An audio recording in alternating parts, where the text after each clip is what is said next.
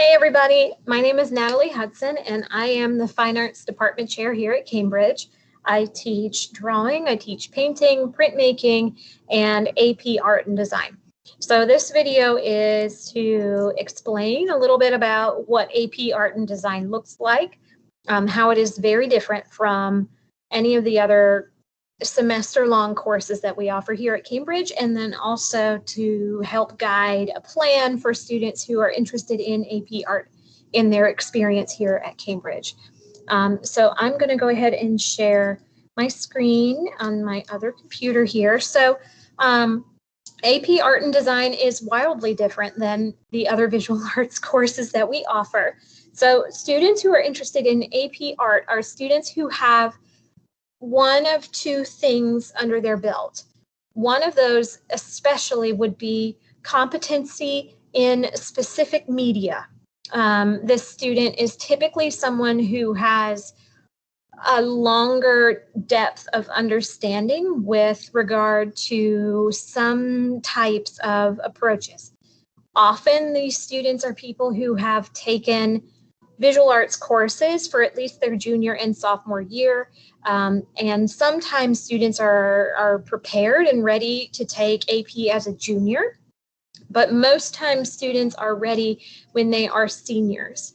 The biggest mistake that anyone could possibly do when it comes to AP Art is to see it as an AP option and then take that just because it's an AP.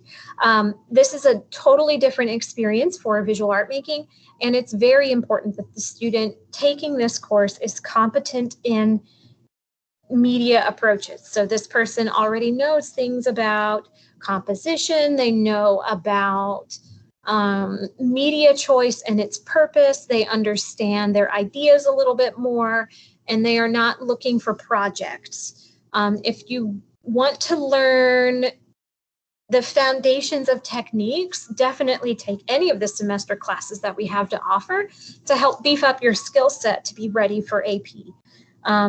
The other option for a student taking AP Art and Design is a student who is relentless for knowledge.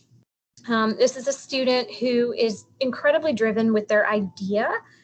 They are receptive to feedback and critique, but they are also someone who will do the research to understand their idea better.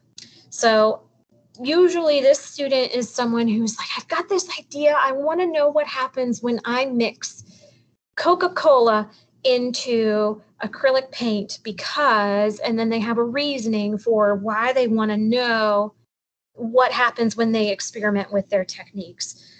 Or they're someone who is very thoughtful about the work that they're making because it has a purpose for them.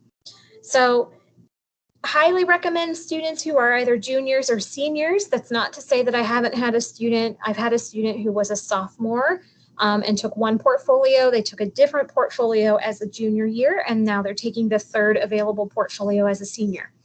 That student is very rare, but it is available to students who are on that caliber or level where the semester-long classes maybe will not serve that student as well because they have this relentless drive to understand their own thought process. So I've just taken you to the AP Art and Design Programs website. It's easy to find and it's very informative, but I'm just going to highlight some basic information on the website. There is an overview of the 3 different portfolios or exams. The AP Art and Design exam is not a test. You are actually making your exam all year, and that's the portfolio based on the requirements that AP or College Board has set out for us. You don't necessarily have to declare what portfolio you want to make work in, but you do have to have kind of a general understanding of where you want to go with it as the semester goes, especially in the fall, because I really coach the students on which portfolio suits their style best. So you can learn about the different portfolios, but I'll explain that here as the video goes on. Skills you're going to learn in the AP program are definitely these three. Investigation. What do you want to make? Why do you want to make it? What are you making it with and why? You know, having more conversation about the work rather than me as your teacher saying, make this because I say so. It's very different in AP.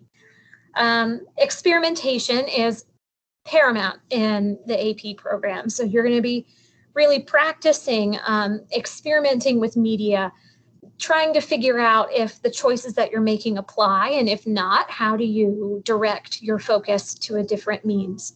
And then communication, learning how to really talk about your work, reflect on it, provide critique to others as well as yourself. Think about things in a much more reflective process rather than sort of checking boxes and just moving on with steps. The goal for the course is that you are producing college level work. So we cannot be copying or duplicating things that we see on the internet. That's an absolute no. We cannot be making things that do not have a driving motor behind them. So you need to really consider AP as an opportunity to have a little bit more purpose than just demonstrating a project. Okay.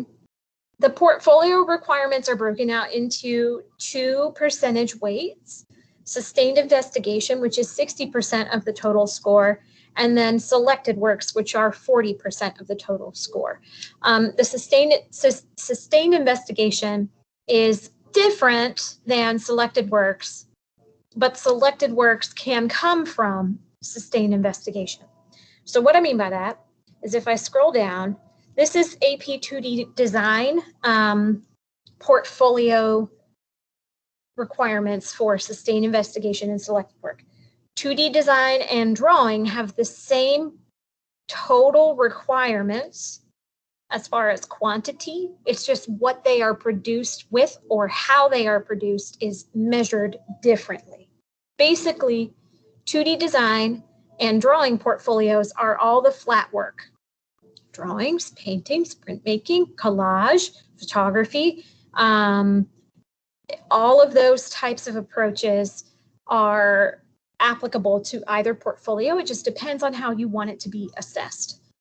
So the sustained investigation is a duration or body of work where you are sustaining an investigation over that particular concept or idea. So you can choose a social issue. You can choose a personal event that was significant to you. You can choose all kinds of things to communicate through your sustained investigation, but it is one component, one idea, one driving force that leads you through the sustained investigation process. Both in AP 2D design, if I scroll down, and AP drawing, the total requirements as far as imagery is the same. So in sustained investigation, you have 15 images which demonstrate your process as well as your culmination of idea over a series of time and artworks.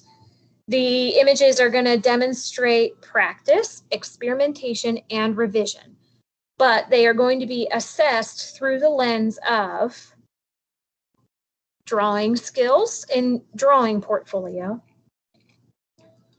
or 2D design skills in design portfolio. So it branches out as far as how it's looked at, but the quantity of images stays the same. The other section of the portfolio, which is the 40%, is 5 total artworks, 5 singular pieces, both in drawing and in 2D design portfolio. Those 5 singular pieces don't all have to come from sustained investigation. Some can come from sustained investigation, or none could come from sustained investigation. In selected works, you are selecting your 5 very best artworks that physically exist to be assessed based on skill set, not necessarily idea. So this is demonstrating high quality of craft, high quality of decision-making within the portfolio it's being assessed in. high quality of technique. So selected works can be artworks that you made in sustained investigation. You notice in sustained investigation that it says 15 images that may be detail or process and/or. So there's potential that a student could only make 2 artworks in sustained investigation, but those 2 artworks are enormous oil paintings that took hundreds of hours to produce. That's totally valid. One of those or both of those paintings could go into selected works, but that student would also need to provide 3 additional paintings to fulfill the 5 total requirement. The student could also not use anything from sustained investigation because their sustained investigation was so experimental that they did not necessarily get any works that they feel are at a selected work level. They can use 5 past portfolio or new works that they created to fill that component. But there must be 5 pieces in selected works. They do not have to connect conceptually through an idea. They can be 5 standalone artworks or any combination thereof. And then separately from 2D and drawing is the 3D design portfolio. So 3D design portfolio is a little bit different. The focus of the 3D design portfolio is activation of space. This is dimensional work that takes up those 3 dimensions of space, possibly 4, if you're able to work in that avenue. Sustained investigation requirements are the same in 3D portfolio. So you have to have 15 images. It's documenting process. You're demonstrating detail. You are demonstrating growth of the idea over time. But in 3D design portfolio, the imagery requirement is different. You still have to have 5 artworks, but AP wants to see 2 views of those artworks each. So in 3D design, the 10 total images are from 5 total artworks, 2 views per work. So it's just a little bit more imagery because we can't physically mail a 3D piece. In pre-COVID era, we always packed all 5 of the selected works that were from drawing or 2D portfolios into an actual portfolio that we would physically mail for assessment to be viewed in person. During COVID era in spring of 2020 and spring of 2021, the physical mailing component has been removed because of all of the limitations of bringing together the readers to score the portfolio and a bunch of other limitations. So there are no physical requirements for submission of work, which did provide some limitations in years past. I can't anticipate what spring 2022 looks like, obviously, because we don't quite know what's going to happen with that. So we'll keep it, as informed as possible as we get closer to that time. But for right now, we're not mailing things, but there is the potential that flat work will mail in the future again. And then the process is a 3-step process, essentially. So every hopeful AP student must complete a portfolio review with me in the spring. I do not place or allow any students to take AP Studio or AP Art and Design unless they have completed a portfolio review with me specifically, because I cannot, in good conscience, allow a student to take this course without some prior knowledge and preparation into the process. It's a course recommendation type of process, and that student cannot waive outside of that process if they are not prepared to take AP. It's nothing personal. It's just that AP is a different kind of rigor that requires a certain type of student, and that student needs to have a certain level of preparedness and be ready for the process of producing AP work. So that application process is going to start to open up in February, and students will be contacted via Teams. We'll do a portfolio review where that student will submit work digitally, and then I will interview, if you will, with that student. It's really low stakes. I just want to be able to speak with the individuals who are planning for AP and consider, take them through the thought process of whether or not this is an appropriate placement for them for the new school year coming up.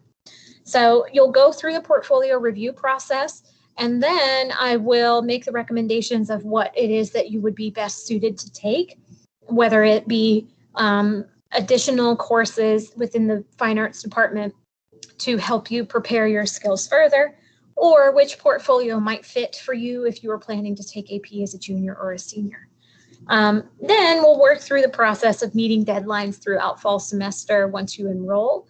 And then after that, the process of submitting the portfolio in spring semester, which comes quicker than you think. So overall, AP is something that's really a wonderful avenue for students who want the opportunity to branch out and learn. It's also a great opportunity for students who don't have a lot of space in their schedule. So for example, when I was in high school, I didn't have room for visual arts in my high school experience because I was in band. And I loved band. I participated in band all 4 years of high school, but I also loved visual art, and I didn't really have space for it in my schedule.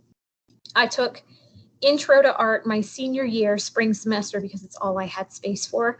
And here I am. I have my MFA in art. I did my art education degree. I've been an art teacher since 2006. So I really understand how difficult it can be to fit things into schedules, and I will do what I can to accommodate as many students as possible, because AP is a life-changing experience for every student who's in it. And it is an opportunity for students who really want to learn about themselves and who they are as artists and where they fit in the world. So I'm available for any questions that you might have. I would definitely look into the AP programs that they have available, or communications that they have available on YouTube. There's some great videos and resources that explain things. And also, of course, the College Board website breaks out the requirements for the AP portfolio as well. The one last thing to consider is on the CHS fineart.wordpress.com. That's the visual arts website. And on that website is just information that we have linked and things to consider for the future of people who are planning to take AP. So the art website is a great resource for you that you can look into. You could also reach out to contact myself through this avenue if you choose. So I am available for whatever questions you might have, and I truly look forward to taking you through the process of learning about yourself through your work. Thanks.